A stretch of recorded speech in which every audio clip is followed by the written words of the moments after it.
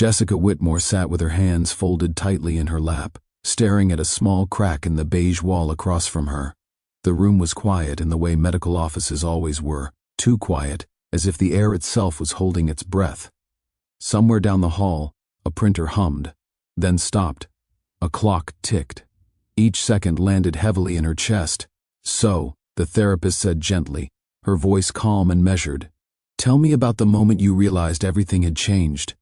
Jessica swallowed. Her throat felt dry even though she had already finished the glass of water on the side table. She shifted in the chair, the leather creaking softly beneath her, and let out a breath she didn't realize she'd been holding.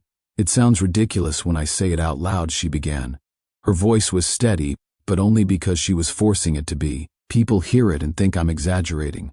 Or joking." The therapist didn't interrupt. She simply nodded, encouraging her to continue. "It started with a pair of tweezers," Jessica said. "A really nice pair. Japanese. Perfectly aligned tips. I'd had them for years." She paused, her fingers unconsciously mimicking the motion of holding something small and precise. "I didn't know then that I was about to end up in an emergency room. I didn't know I'd spend nights in a hospital bed, hooked up to 4 antibiotics, listening to doctors whisper outside my door. I didn't know I'd come that close to losing my eyesight." Her jaw tightened, or worse. The therapist leaned forward slightly. "You can take your time."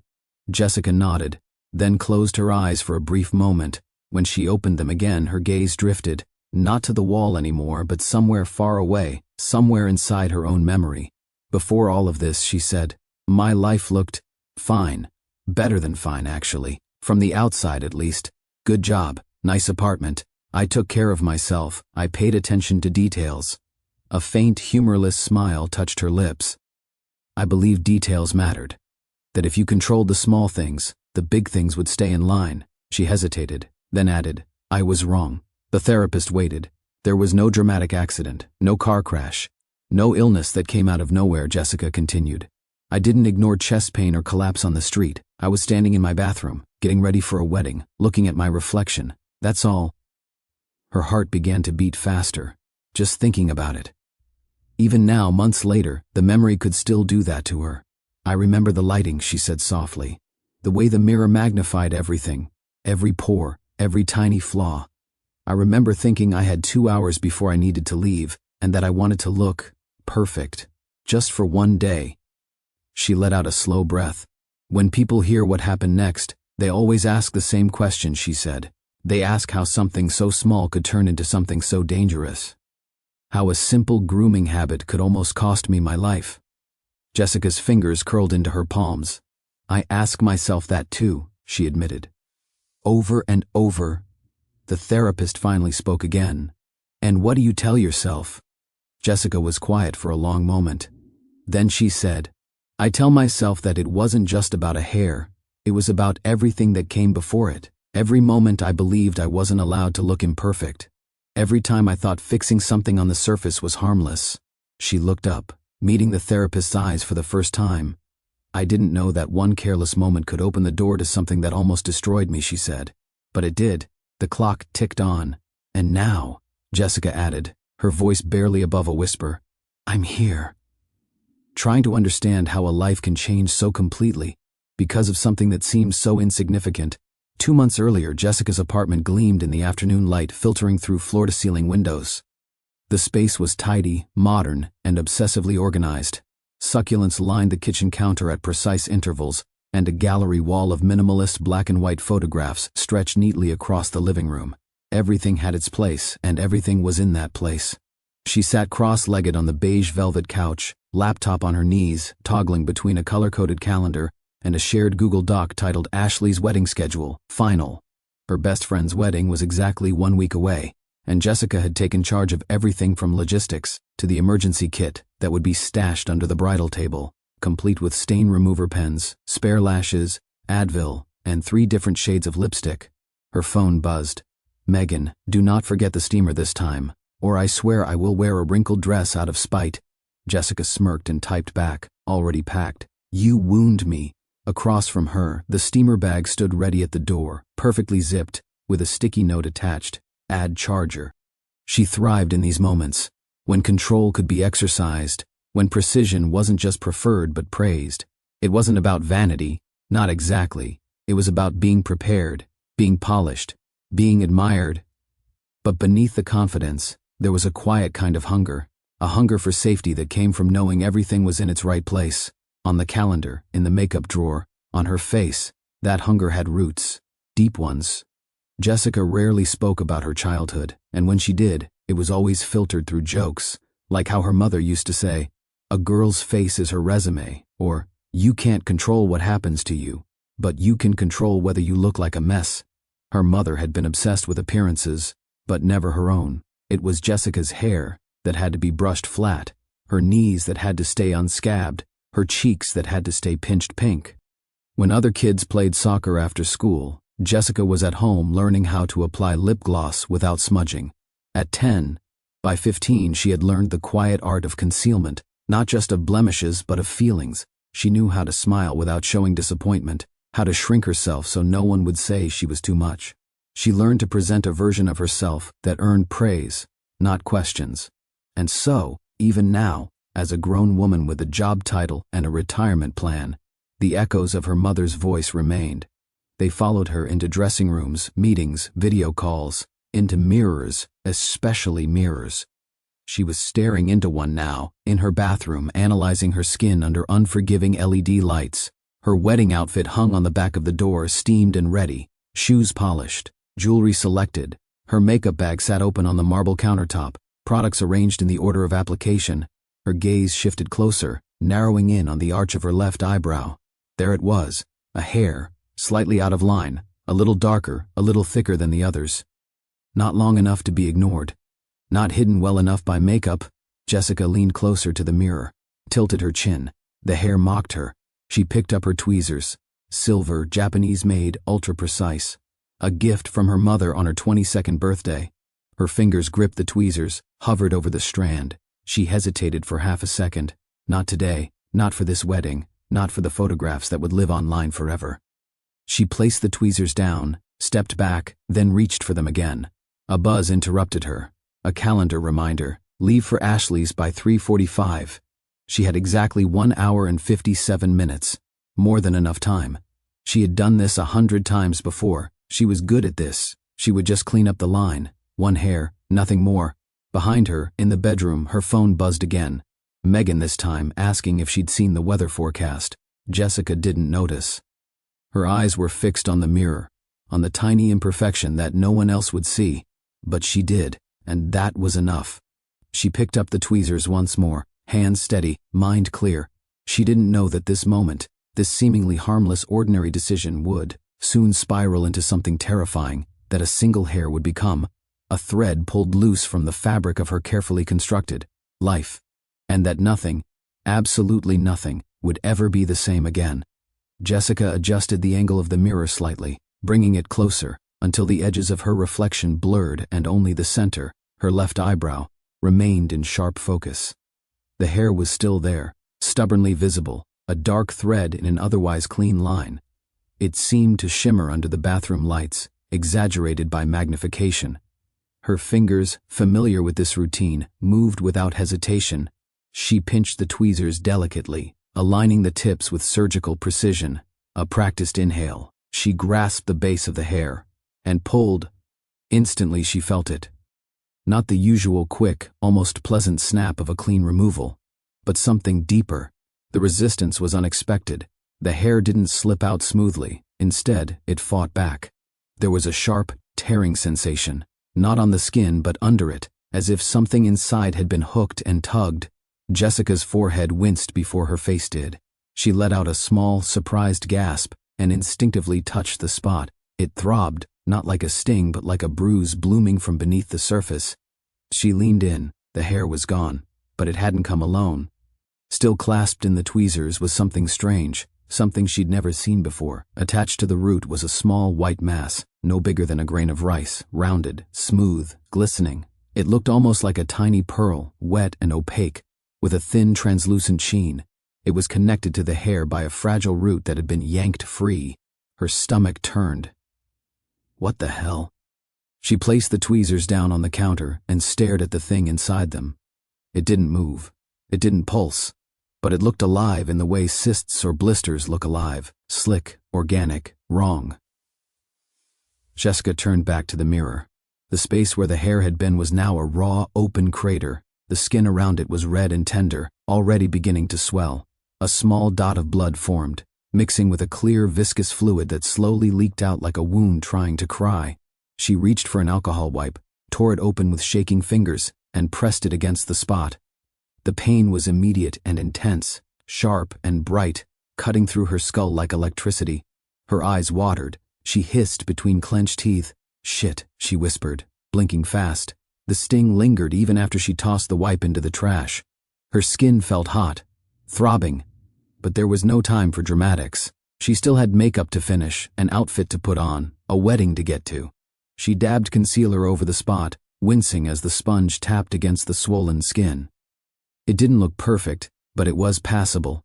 Just a little irritation, maybe a blocked pore, or a follicle that didn't like being disturbed. It would fade. Jessica tried not to look at the tweezers as she zipped the makeup bag shut. An hour later, dressed in a soft lilac gown, hair in elegant waves, heels clicking neatly down the apartment hallway, Jessica looked the part she'd practiced for, polished, poised, camera-ready. Megan whistled when she opened the door. "Damn, Jess," she said. "Remind me to stay on your good side." Jessica laughed.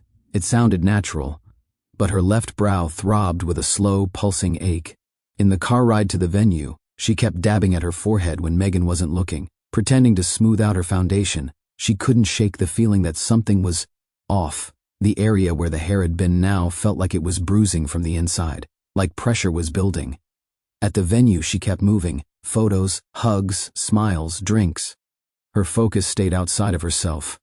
Until it couldn't. By the time the reception started, the pain had settled into something steadier, not unbearable, but nagging, like a dull weight lodged just above her left eye. She slipped away to the restroom and examined her reflection in the mirror. The concealer was cracking. Beneath it, the skin was slightly raised, a small bump pushing outward. Still small, still manageable, but definitely worse than before. Jessica bit the inside of her cheek. "Don't be ridiculous," she muttered to herself. "It's a little inflammation. Maybe a clogged pore." She added a touch more concealer, took 2 ibuprofen tablets from her clutch, reapplied lip gloss, smiled into the mirror. Good enough. The rest of the evening blurred together in a haze of clinking glasses and candlelight. Jessica danced, laughed, pretended, but as the night deepened, so did the sensation above her eye. It no longer throbbed, it pulsed, a rhythmic ache that felt sync to her heartbeat. When she finally got home around 11 p.m., she dropped her clutch on the counter and went straight to the bathroom. For a moment she was afraid to look, but she did. The spot had swollen, noticeably. A firm, red mound now sat above her brow, warm to the touch. The skin was taut, shiny. The small crater from earlier had darkened. There was a faint ring of irritation surrounding it, a pale pink halo spreading outward like the warning glow of something preparing to erupt. Jessica pressed her fingers gently around the area. It hurt, a lot. She stared at her reflection, her heart beginning to pound. Her thoughts raced, flipping through possible explanations. Just a reaction. It'll go down by morning, right? Still, a flicker of fear crept in. She cleaned the area again, this time with antiseptic, slathered on a layer of antibiotic ointment, took 2 more ibuprofen and crawled into bed. Lying in the dark, she could feel it, the swelling growing slowly, steadily, with every beat of her heart. She told herself not to overreact. It was just a hair. It was just one tiny mistake. Jessica slept poorly that night, drifting in and out of shallow dreams where pressure built behind her eyes, and she was trapped underwater, unable to surface. Each time she shifted on the pillow, a sharp pulse of pain shot through her forehead, yanking her back to consciousness. By the time dawn crept through the blinds, she felt exhausted, heavy, and strangely disoriented. She reached up instinctively, her fingers brushing the area above her left eye. Her breath caught. The swelling was larger, firmer. The skin felt tight, stretched thin like it might split if she pressed too hard. When she opened her eyes and stared at the ceiling, a dull ache radiated outward from that single point, spreading across her forehead in slow, deliberate waves. "Okay," she murmured to herself. "Okay." She swung her legs out of bed and walked to the bathroom, heart beating faster with every step. For a moment, She hesitated with her hand on the light switch. Then she flipped it on. The reflection staring back at her made her stomach drop. The bump above her eyebrow was unmistakable now. No longer subtle, no longer something makeup could easily disguise. It was red and swollen, pushing outward like a small dome beneath her skin. Her left eyelid looked slightly puffy, heavier than the right. Not alarming, yet, but enough to notice. Jessica leaned closer to the mirror, tilting her head from side to side. "It's just inflammation," she said out loud, trying to sound confident. "It happens." She washed her face carefully, avoiding the swollen area, then gently patted it dry. The skin was warm, too warm. A faint tenderness lingered even when she wasn't touching it. Back in the kitchen, she poured herself a glass of water and swallowed 2 more ibuprofen tablets. As she waited for the kettle to boil, she opened her laptop and typed a familiar phrase into the search bar. Swollen eyebrow after plucking. Dozens of results appeared instantly. Ingrown hair, folliculitis, minor infection, allergic reaction. Jessica clicked through article after article, scanning for reassurance. Most of them said the same thing. Apply warm compresses, keep the area clean, use antibiotic ointment, and it should resolve within a few days. She exhaled slowly. See? Normal. She soaked a clean cloth in warm water and held it against her eyebrow, wincing as the heat seeped into the tender skin. The pressure was uncomfortable, but she welcomed it. It felt proactive, responsible. Throughout the morning, she went through the motions of her usual routine, answering emails, folding laundry, organizing the apartment, while keeping one eye on her reflection whenever she passed a mirror. The swelling didn't go down. If anything, it seemed more pronounced by midday. Megan noticed immediately when she stepped into the living room. "Jess," she said slowly, dropping her bag, "what happened to your face?" Jessica turned away from the mirror too quickly. "It's nothing. Just a reaction. That doesn't look like nothing." Megan approached, squinting. "Did you hit yourself?" "No," Jessica said, sharper than she meant to. She softened her tone. "I plucked a hair. It got irritated." Megan frowned. "A hair?" "Yes, a hair." Jessica forced a laugh. "I'm fine. I Googled it." Megan crossed her arms. "You Google everything. That doesn't mean you're fine." "I am," Jessica insisted. "I just need to give it time." Megan didn't look convinced, but she didn't push. She grabbed a bottle of water and shook her head. "If it gets worse, we're going to urgent care." Jessica nodded, more to end the conversation than out of agreement. By late afternoon, the pain had changed. It was no longer just soreness. It was deeper now, thick and throbbing, as if something inside her forehead was expanding, claiming more space. The swelling had crept outward, the redness spreading beyond the original spot. When she pressed lightly near the edges, the tenderness made her flinch. She felt nauseous. That evening, she checked her temperature. 100.1 degrees Fahrenheit. A low-grade fever. Her chest tightened. "It's probably just my body fighting the infection," she said quietly, trying to calm herself. She reapplied antibiotic ointment, layered it thickly, and lay down on the couch with a blanket pulled up to her chin. But rest didn't come easily. As the night wore on, the pressure intensified. Each heartbeat sent a dull pulse through her forehead, like a drum beating just beneath her skin. She found herself touching the swollen area again and again, unable to stop, as if monitoring it might somehow keep it from getting worse. It didn't. Around midnight, she shuffled back into the bathroom and stared at herself under the harsh lights. The swelling was now the size of a large grape, round and angry, dominating the space above her left eyebrow. Her eyelid drooped slightly, heavy with fluid. Fear crawled up her spine. "This isn't normal," she whispered. She took more ibuprofen, even though she knew she was nearing the safe limit. She drank water, she lay back down, but every time she closed her eyes, the sensation pulled her awake again. The skin felt stretched to its limit, tight and unyielding. She imagined it bursting. She imagined something leaking out. Sometime after 2 a.m., exhaustion finally claimed her. When she woke again, it was to a sensation so foreign and alarming that it jolted her upright in bed. Her forehead felt wrong, not just swollen, heavy, tight, as if someone had placed a firm hand over the left side of her face and was slowly pressing down. She reached up with trembling fingers. The swelling was enormous. Her heart began to race as she stumbled toward the bathroom, panic rising with every step. She flicked on the light and froze. The area above her eyebrow had ballooned overnight. What had been the size of a grape was now closer to a golf ball. Red, shiny, grotesquely swollen. The skin looked stretched to the brink, glossy and inflamed. Her left eye was nearly swollen shut, the lid puffed and distorted. Jessica gasped, her hands flying to her mouth. Oh my God, she breathed. She could feel it spreading, not just see it, feel it. The tightness extended across her forehead, creeping outward, inch by inch. The pressure was unbearable, like something alive beneath her skin, expanding, demanding space. Her vision in her left eye was blurry now, narrowed by the swelling. A wave of dizziness washed over her, followed by a surge of nausea that sent her gripping the sink for balance. This was no longer something she could explain away.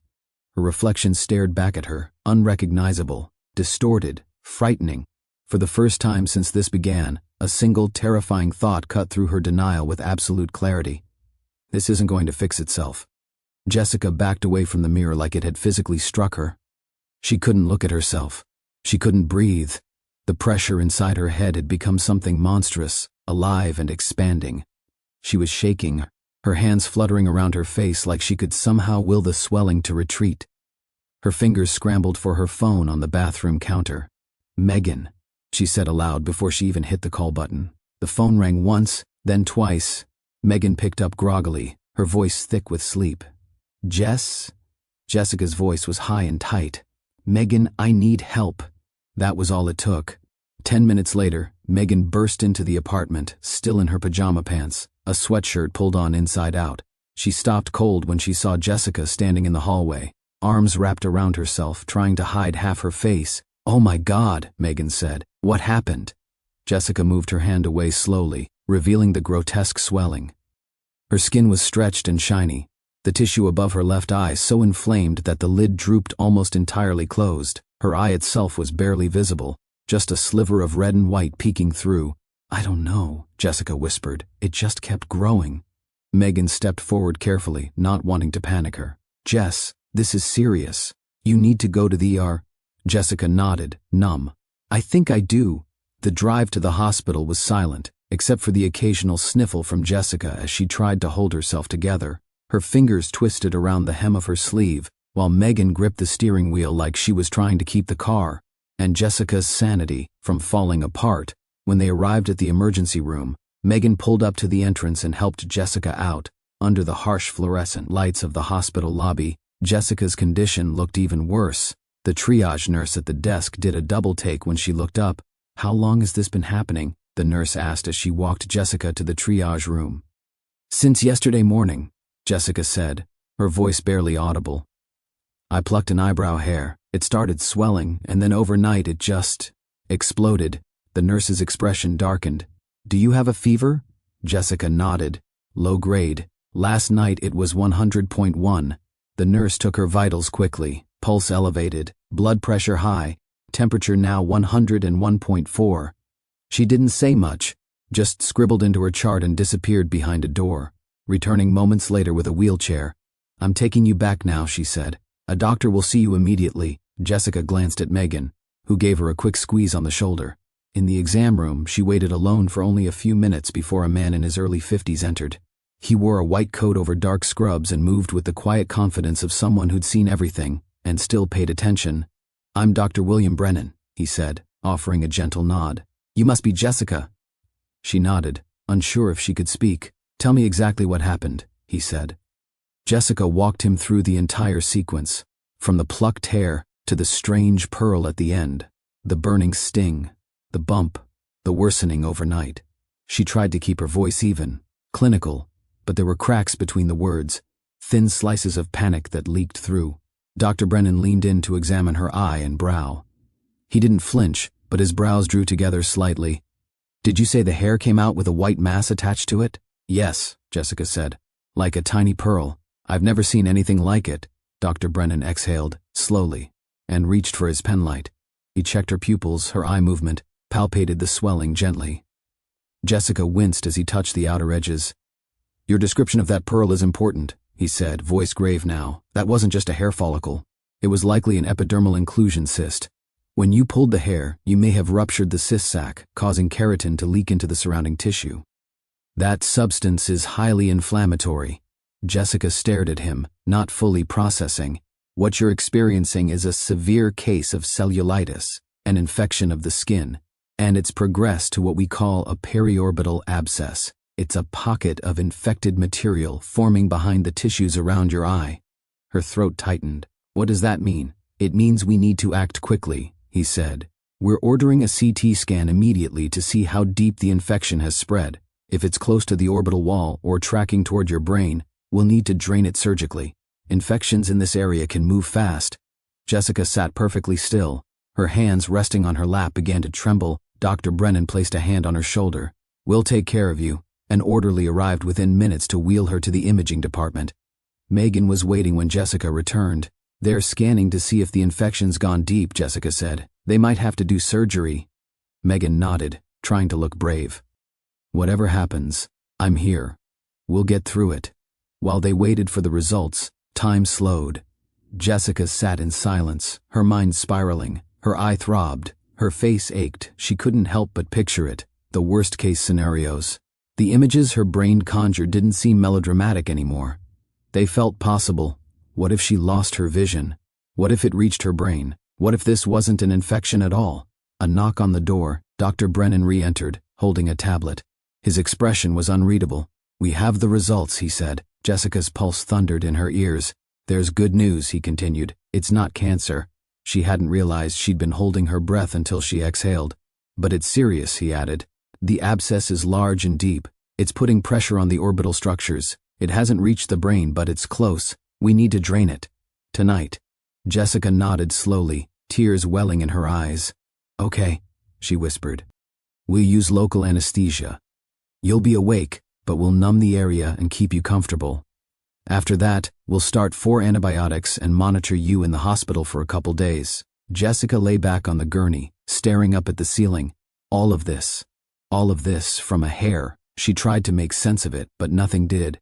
Not the sterile smell of the room, not the clipboard on the counter, not the way her face throbbed in time with her heart, not the idea that she was about to go under the knife for something so small, so stupid, so ordinary. But there was no going back, only forward, into the sterile lights, into the incision, into the unknown. The walls of the procedure room were painted a neutral gray, the kind designed to calm people, but it only made Jessica feel cold. She lay flat on her back on the surgical bed, the paper sheet crinkling beneath her with every subtle movement. Bright surgical lights hovered above, blinding in their intensity. She squinted against the glare until someone gently laid a cloth across her right eye, shielding half her face. We're just going to numb the area now, the nurse said softly. Jessica nodded, her jaw clenched tight, her heart was pounding. Somewhere nearby, metal instruments clinked as they were laid out on a tray. Dr. Brennan appeared above her, his face partially hidden by a surgical mask and cap, his eyes calm and steady. You're going to feel a little pinch, he said, then some burning as the anesthetic goes in. A little pinch was an understatement. The needle slid into the swollen skin above her eye, and the burning that followed was sharp and deep, like acid seeping through every nerve. Jessica bit down on the inside of her cheek, hard enough to taste blood, willing herself not to scream. The pressure ebbed slowly, the area going numb in pulses. When the pain dulled, a strange sensation took its place. Weightlessness, detachment. She could still feel the tightness in the skin, the foreign mass lurking beneath. But it was distant now, like a threat seen through fogged glass. Dr. Brennan leaned in, now holding a scalpel. You'll feel pressure, not pain, he said. Jessica stared at the ceiling tiles. Don't move, she told herself. Just breathe. The first incision came with an odd tugging feeling, like someone slicing open a water balloon under the surface. A slow releasing sensation followed, and then a sound she couldn't identify. Wet, slick, soft. Then came the pressure. Dr. Brennan pressed down on the area above her brow, using gauze to catch what emerged. Jessica didn't look. She didn't want to know what was being drained from her face, but she could feel it. The lightness, the sudden absence of tension, like her skin was deflating, slowly returning to itself. It's a deep one, Dr. Brennan murmured, more to the nurse than to her. Thick wall, necrotic tissue in the center. We're going to need to debride this. She didn't ask what that meant. She didn't want to know. More tugging, more pressure. The soft swish of suction. The scrape of metal on metal. the cool rush of saline being flushed through the cavity. Jessica floated somewhere above herself, not fully in her body anymore. She stared at a crack in the ceiling and thought about the first time her mother taught her to pluck her eyebrows. She had been 11. They sat in the upstairs bathroom, her mother crouched beside her with a hand mirror and a set of silver tweezers, instructing her on the importance of symmetry. Men won't say anything, but they notice, her mother had whispered. Clean brows framed the whole face. It felt absurd now. After what felt like an eternity, Dr. Brennan spoke again. "We're going to leave the wound open to heal from the inside out," he said. "That reduces the chance of the infection coming back." Jessica blinked. "You're not stitching it?" "No. We're packing it with gauze. You'll need it cleaned and repacked daily for at least a week. A home nurse will handle that." She nodded, or thought she did. Her body didn't feel like hers. Dr. Brennan hesitated before continuing. "We also had to remove some damaged tissue along the brow line," he said. "A small section." She turned her head slightly, just enough to meet his eyes. "What does that mean?" "It means part of your eyebrow may not grow back." The words landed like a stone in her stomach. She didn't respond, didn't cry, didn't speak. The wound was dressed carefully, layers of gauze pressed gently into place and held with medical tape. The nurse dimmed the overhead lights, and for the first time since she entered the room, Jessica felt the sting of tears. She didn't let them fall. Back in the hospital room, she lay in silence as the four pumped a slow stream of antibiotics into her arm. The nurses came and went with efficiency, checking vitals, adjusting the bed, recording notes. No one said much, no one needed to. The silence was heavier than pain. Megan arrived later that evening, carrying a bag of essentials. Socks, a robe, her phone charger. She looked tired and worried and tried to smile. "How are you feeling?" Jessica gave her a weak shrug. "Like a balloon someone popped and forgot to clean up." Megan sat beside the bed. "Dr. Brennan told me it went well. They got everything out." Jessica stared at the ceiling. "Part of my eyebrow's gone." There was a pause. Megan reached for her hand. "I'm so sorry, Jess. I know it sounds stupid," Jessica said, voice cracking. "But I keep thinking about that moment. Right before I did it. I could have just walked away. I could have let it go. You didn't know. I should have known. Something about it felt off. But I couldn't stop myself." She looked down at her bandaged hand, where the foreline disappeared into her vein. "I spent my whole life trying to be perfect," she whispered. "And this is what it cost." The monitor beside her beeped gently. The sterile scent of antiseptic filled the air. Megan squeezed her hand again. "You're alive. That's what matters." Jessica closed her eyes, but she couldn't stop picturing the mirror, the tweezers, the pearl-white mass at the end of that hair. Her life had shifted in that second, quietly and irreversibly, and now she was stitched together not with thread, but with the weight of every moment. She'd ignored her instincts in favor of perfection. Jessica was discharged 3 days later, though discharged felt like the wrong word. It suggested release, freedom, a return to normal life. What she felt instead was fragile, stitched together by gauze and instructions, escorted out of the hospital with a plastic bag full of medications, and a body that no longer felt familiar. A visiting nurse arrived the following morning to change the packing. Jessica sat on the edge of her bed, hands clenched together, eyes fixed on the far wall as the nurse carefully removed the dressing. Even without looking, she could feel the exposure, the air touching a place that wasn't meant to be open. "Deep breath," the nurse said gently. Jessica inhaled, then froze as a sharp, aching sensation bloomed beneath her brow. It wasn't the pain that broke her. It was the sound, the faint, wet pull of gauze leaving a wound that refused to be ignored. When it was over, she nodded stiffly and thanked the nurse, her voice flat and distant. She waited until the door closed before she allowed herself to slump forward, elbows on her knees, face buried in her hands. She didn't look in the mirror that day, or the next. The apartment felt different now, smaller, too bright. Every reflective surface had become a threat. She draped towels over the bathroom mirror, turned picture frames face down, and avoided the dark screen of her phone like it might betray her reflection when she least expected it. Megan tried to help in the ways she knew how, bringing soup, sitting quietly on the couch talking about normal things like work gossip and television shows. Jessica listened, nodded, smiled when appropriate. But the conversation never really reached her. She was elsewhere, trapped in a loop of what-ifs. What if she had stopped when it resisted? What if she had gone to urgent care sooner? What if she hadn't been so obsessed with how she looked? On the 5th day at home, her phone buzzed with an email from work. "Hey Jess," it began, casual and well-meaning. "We're moving forward with the client presentation next week. Given the circumstances, we've decided to have Mark lead it. Hope you understand. Take care." Jessica stared at the screen. She understood. Of course she did. She hadn't turned on her camera for a single meeting since the surgery. She'd claimed technical issues, then doctor's orders, then nothing at all. Eventually people stopped asking. Another buzz followed.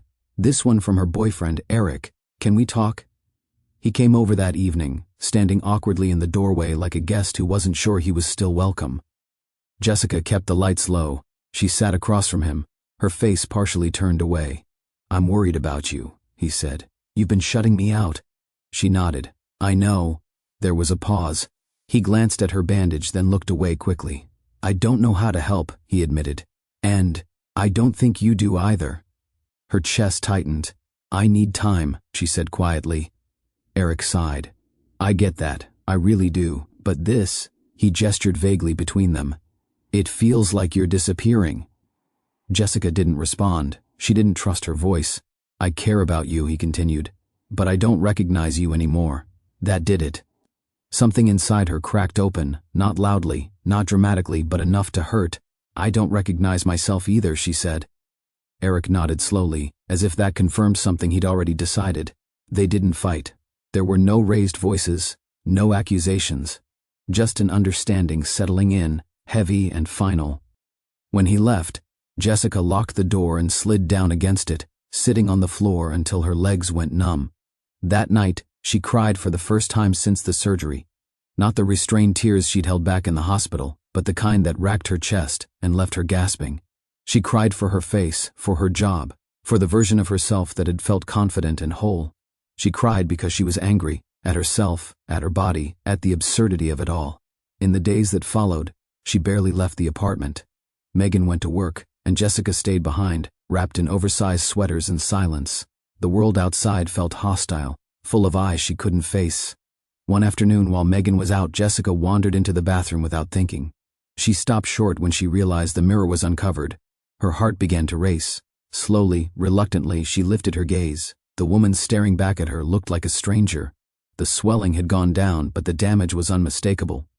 A jagged scar arched through her left eyebrow, cutting cleanly through where hair used to be. The skin was still pink and tender, the shape of her brow disrupted in a way makeup couldn't fix. Her face was asymmetrical now, subtly but undeniably so. Jessica reached up and traced the scar with a trembling finger. "This is me," she whispered. The words felt foreign, unbelievable. She turned away, nausea rolling through her, and leaned over the sink until it passed. Her reflection haunted her for the rest of the day, following her from room to room even when she closed her eyes. By the end of the week, the nurse visits slowed. The wound began to heal, but Jessica didn't feel better.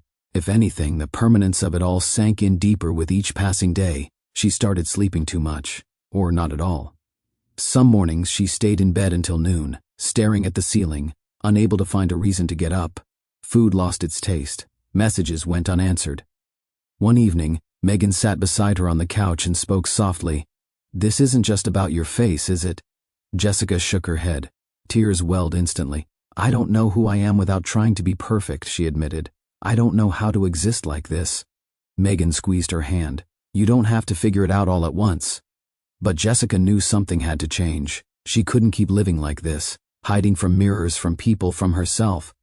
That night she searched for therapists. It felt like failure at first, like admitting she was weak.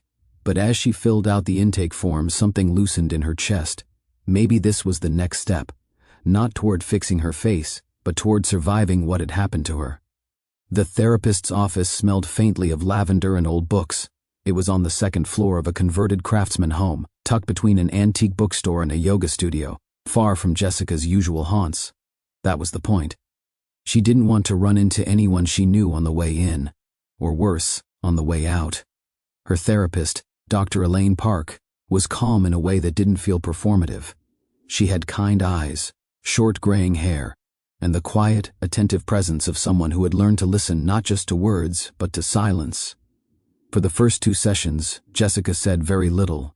She talked about the accident in clinical terms: infection, surgery, recovery. She avoided mirrors and avoided the word scar. Dr. Park didn't push. She just asked gentle questions and let the space fill itself. It wasn't until the third session, when they sat across from each other beneath the soft light of a floor lamp, that Jessica finally cracked. "I feel like I lost something more than my face," she said. Dr. Park looked up from her notes. "Tell me more." Jessica stared at the ceiling, her throat tight. "It's like everything that made me feel confident was tied to looking a certain way. I built my whole life around controlling that. And now, I can't." Silence. "I can't fix it," she added. Dr. Park nodded. "You said control. That seems like an important word for you." Jessica laughed, but it was bitter. "My mom used to say I was born with a checklist in my hand." What was she like? Jessica hesitated. Beautiful, immaculate, critical. She hadn't said those words out loud in years. "My mother used to brush my hair so hard it felt like punishment," she continued, voice lowering. "She'd stand behind me, yanking the brush through, saying things like, 'No one respects a sloppy girl,' or 'You're not allowed to be lazy just because you're pretty.'" Dr. Park said nothing, letting the words hang.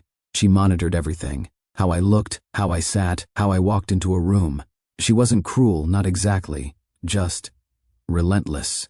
If I got a compliment from someone, she'd say, "Well, of course you did. You looked presentable for once." Jessica blinked. "I learned early that approval only came when I looked perfect, so I chased it. Perfect grades, perfect clothes, perfect skin. And if anything slipped, I felt worthless." Her voice cracked. "And now?" Dr. Park asked gently. Jessica touched her forehead, just above the scar. "Now I've slipped. Permanently. And I can't make it go away." There was a long pause before Dr. Park said, "It makes sense that this would feel like more than an injury. It's a rupture in the story you've been living, about who you need to be to deserve love, success, even safety." Jessica stared at her. Those words felt like someone had unlocked a door she didn't know was there. "I don't know who I am without that story," she said quietly. "Maybe," Dr. Park replied, "this is the beginning of a different story. One where your value isn't conditional." Jessica didn't respond right away, but something shifted in her chest, a flicker of something she hadn't felt in weeks. Not hope, not yet. But maybe the room where hope could live. The decision to get microblading wasn't impulsive. Jessica spent weeks researching, scrolling through before and after photos, reading reviews, watching videos of the procedure late into the night. It wasn't about vanity anymore. It was about reclamation, taking back a part of her face that the infection had stolen. The morning of her appointment, she woke early and stared at her reflection for a long time. The scar had faded from angry pink to a pale line that cut through what was left of her brow. It was no longer grotesque, but it was permanent. A reminder. The studio was clean and bright. The technician, a woman named Celine, was warm and professional. She examined Jessica's face with the careful eye of an artist. "We're not going to erase your scar," she said gently, "but we can soften it, rebuild the frame." Jessica nodded. "That's all I want." The process took nearly 2 hours. The buzzing of the handheld tool, the soft hum of music in the background, the careful etching of pigment into skin. When it was done, Celine handed her a mirror. Jessica held her breath. Her brows were fuller, symmetrical again. The scar was still there, faint, ghost-like, but the harsh break in her features had been softened, transformed. For the first time in months, her face looked familiar. She blinked back sudden tears. "Thank you," she whispered. In the days that followed, something shifted, not dramatically, but enough to notice. She started leaving the apartment without a hat pulled low. She let herself be seen, not just by strangers but by the barista who remembered her name, the neighbor who always waved, the dog she used to pet every morning on her walk to work. She began answering emails again. She even rejoined a few meetings with her camera on, still a bit nervous, still hesitant. But she did it. Her coworkers didn't flinch. No one asked invasive questions. Mark, who had taken over her client account, welcomed her back without pretense. It wasn't a grand return. No one applauded. But the absence of judgment felt like grace. When, one afternoon, she ran into Eric at the grocery store. It had been weeks since he left. The encounter was sudden, awkward at first. They stood near the produce section, each holding a basket, caught in the polite paralysis of two people who used to be something more. "Hey," he said, offering a half smile. "You look good." Jessica met his eyes. She wasn't wearing much makeup. Her hair was pulled back. The microbladed brows framed her face naturally, subtly. She didn't flinch under his gaze. "Thanks," she said simply. There was a pause. Then Eric added, "I'm glad you're doing better." "I am," she said. "It was hard, still is sometimes, but I'm learning."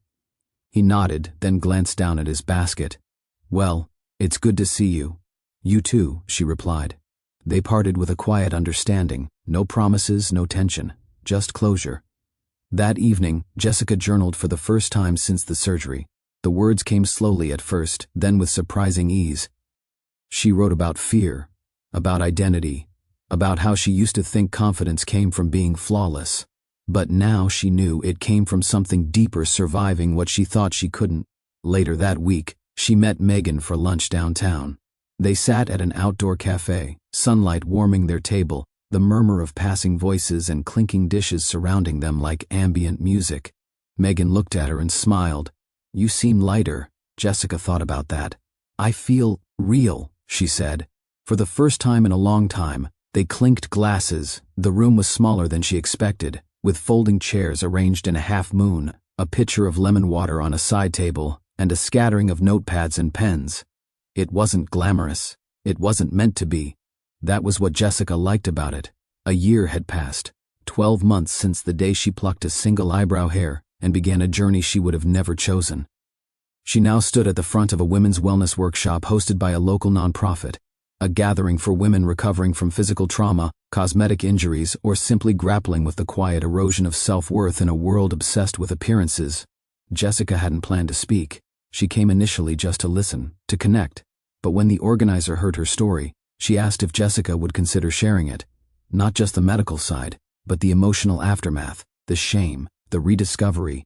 Now standing before 10 strangers, Jessica took a breath and began. "I want to tell you a story," she said. "It starts in the most ridiculous place, a bathroom mirror." Some of the women smiled knowingly. Others leaned forward. "It was 2 hours before my best friend's wedding. I saw a single eyebrow hair, slightly out of line. I reached for my tweezers, thinking I'd fix it, but it didn't come out cleanly. There was a little white pearl attached to the root, something I didn't recognize, and what happened next changed everything." She told it plainly, not as a victim, not with melodrama, but as a witness to her own transformation. She spoke about the ER, the diagnosis, the emergency surgery, and the moment she first saw her reflection afterward and didn't recognize the person staring back. She didn't leave out the hard parts, the lost confidence, the isolation, the breakup, the grief of realizing how much of her identity had been tied to control and beauty. But she also spoke about what came after: therapy, microblading, the slow work of forgiveness, not just of others, but of herself. The day she uncovered the bathroom mirror and didn't flinch, the morning she looked in the mirror and whispered, "I'm still here." "You know," she continued, "for months I thought what happened to me was about a scar, a face, a mistake. But the real story isn't about what was taken away. It's about what I finally saw underneath it all." Jessica paused, letting the silence stretch, not afraid of it anymore. "I realized that perfection had always been my armor," she said. "But armor doesn't let anything in or out. It keeps you safe, but it also keeps you small." She took a breath. "Real healing didn't begin when the wound closed. It began the day I stopped trying to go back to who I was before. Because the truth is, that version of me, she was hurting too. She just didn't know it yet." The room was quiet. One of the women wiped her cheek. Another nodded slowly, eyes fixed on Jessica. She smiled gently. "I still have the scar," she said, brushing her fingers along her brow, "and I've stopped trying to cover it. Because it tells the truth about me, that I've faced pain, that I survived, that I don't need to be perfect to be whole." A hush filled the space, reverent, soft. Then Jessica asked the question she'd been holding in her heart for months, the question that helped her find her way back. "If you had to choose," she said, looking into their eyes one by one, "between being perfect or being real, what would you choose?" No one answered right away. They didn't need to. The moment lingered like a gentle exhale, and in that silence, Jessica felt it. Something she'd forgotten was possible. Belonging. Not because she fit an image, but because she had finally stepped out from behind it.